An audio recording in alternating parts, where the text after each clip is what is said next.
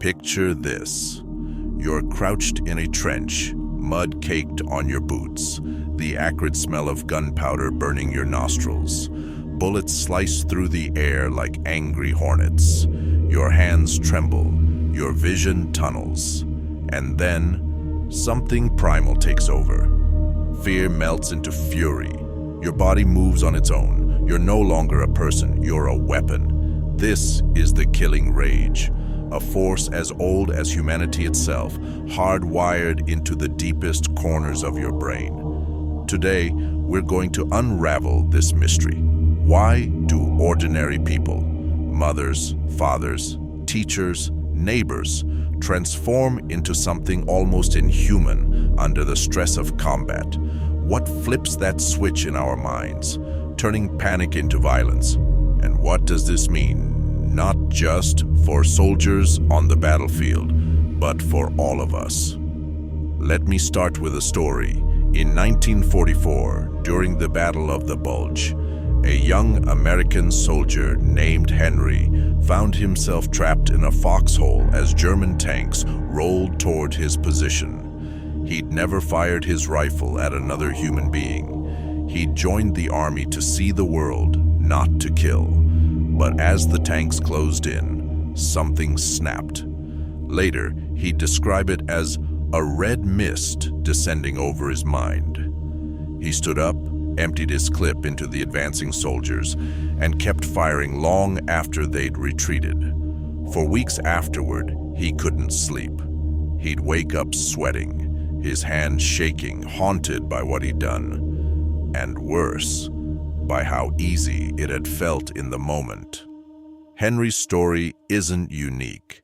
Lieutenant Colonel Dave Grossman, a former Army Ranger and psychologist, spent decades studying soldiers like him. What he discovered challenges everything we think we know about violence, morality, and the human mind. To understand the killing rage, we need to travel back millions of years to the ancient wiring of our brains.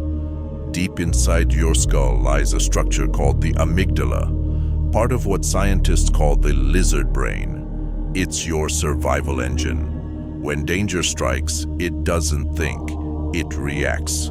Your heart rate spikes, your pupils dilate, blood floods your muscles. Your higher brain, the part that plans, reasons, feels empathy, goes offline. You become pure instinct. Grossman calls this an amygdala hijack. In combat, this hijack isn't a bug, it's a feature. Because when your life is on the line, hesitation means death. But here's the twist. Not everyone reacts the same way. During World War II, U.S. Army researchers made a shocking discovery.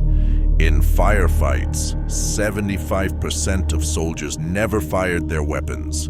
They'd freeze, hide, or shoot over the enemy's heads. Why? Because taking a life, even in war, goes against our deepest instincts. We're not born killers. But modern military training, like the drills Grossman helped pioneer, rewires that instinct. Soldiers practice shooting human-shaped targets until pulling the trigger becomes a reflex. They're conditioned to bypass the moral brain and let the primal brain take charge. The result? By the Vietnam War, firing rates soared to 95%. But this conditioning comes at a cost. Let's pause here. Think about your own body. Have you ever been so angry you saw red? So scared you couldn't move? That's your amygdala screaming, fight or flee. Now imagine that feeling amplified 1,000 times by explosions, chaos, the smell of blood. That's combat. And in that state, your brain releases a chemical cocktail. Adrenaline sharpens your reflexes, cortisol numbs pain, and norepinephrine burns the moment into your memory like a branding iron. You don't decide to fight, you become the fight. But what separates a conditioned response from uncontrollable rage? Grossman draws a line between killing and murder. Killing, he argues, is a survival act, a soldier defending their comrades. Murder is violence fueled by hatred or cruelty. The killing rage sits in the gray zone. It's the moment when survival instinct curdles into something darker. Take police officers in a shootout. Many report entering a state of autopilot. Their training takes over. But for some, especially in prolonged fights, that autopilot fails. Fear mutates into fury. They fire beyond what's necessary, driven by a primal urge to destroy the threat. This isn't just theory. In the 1980s, researchers studied police shootings and found a pattern. Officers who'd been in life or death situations often described a time dilation effect. Bullets seemed to move in slow motion. Sounds faded.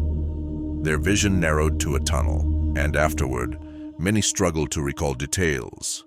Their primal brain had literally hijacked their memory. But here's what's chilling. The same brain reactions occur in civilians during violent encounters. A mother fighting off her child's kidnapper. A store clerk facing an armed robber. Grossman argues we all have this circuitry. It's why, under enough stress, even pacifists can become lethal. Yet there's a price for unleashing this rage.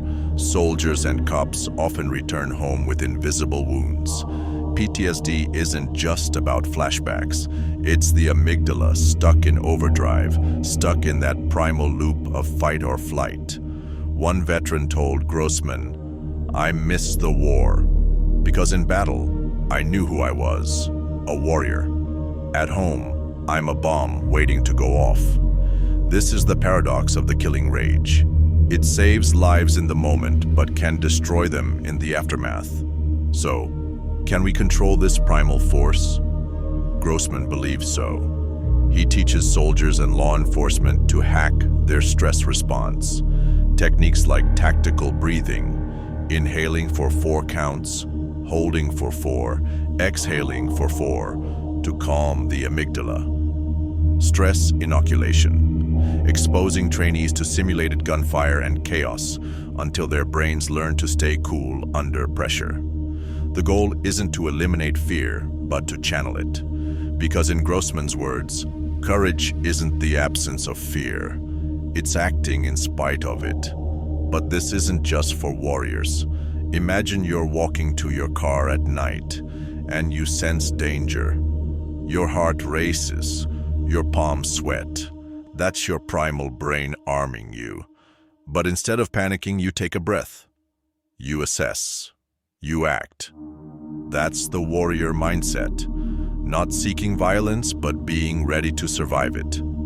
Grossman's work teaches us that understanding our primal wiring doesn't make us savage. It makes us prepared. Let's return to Henry, that young soldier in the foxhole. After the war, he became a carpenter. He raised 3 kids. He never spoke about the battle until his 80s, when he confessed to a therapist, "I'm not a hero. I'm a monster." But here's the truth Henry never understood. The killing rage doesn't make us monsters. It makes us human. It's the legacy of our ancestors, who fought saber-toothed tigers and rival tribes to survive. Today we don't face tigers, but we still carry their fire in our blood. The lesson isn't to fear this rage, but to respect it, to train it, to master it. Because whether you're a soldier in combat, a cop on patrol, or a parent protecting your child, the difference between savagery and survival lies in understanding the storm inside your skull. As Grossman says, we are all, every one of us, a bundle of primal instincts wrapped in a thin layer of civilization. So, I leave you with this. The next time anger flares or fear grips your chest, remember, you're not just feeling emotion. You're touching the same primal force that has shaped humanity since the dawn. of time. And with knowledge, discipline, and compassion, we can ensure that force becomes not a curse, but a gift.